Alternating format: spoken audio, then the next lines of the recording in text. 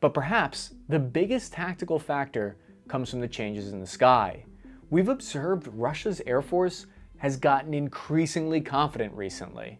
They've exploited Ukraine's lack of anti-air munitions. For the first time in the war, Russia's reportedly gained local air superiority in places like Avdiivka. They launched over 400 KAB, 500 kilogram or 1,000 pound glide bombs over the course of just a few days. What all this amounts to is an unprecedented level of aerial attacks from Russia.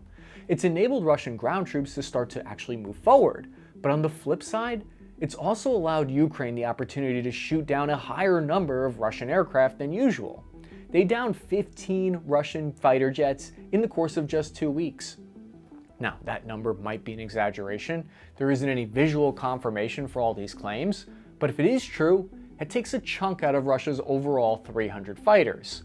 What was confirmed, though, was the shootdown of Russia's A-50 radar aircraft. The Russian government even released the names of the aircrew who died. They confirmed it. The A-50 is a strategic capability that costs roughly $330 million to manufacture. This asset is important because it provides targeting and coordinating abilities for Russia's entire fighter fleet. The A-50U can track 150 targets with radar that has a detection distance of 370 miles. It's normally operating inside the Sea of Azov to monitor the front lines from a safe distance. There is a debate about how it was shot down, whether it was friendly fire or could have been an old-era S-200 long-range anti-air system that was pressed into service by Ukraine. According to the War Zone, headed by Tyler Radjeway, Russia's likely down from 9 to 6 of these important assets. The command aircraft hasn't been seen operating since the last shootdown. And how are the defensive lines behind the Abrams? Frontelligence Insights, which I believe is a pro-Ukrainian source, claims that reports indicate that the construction of defenses have been deficient.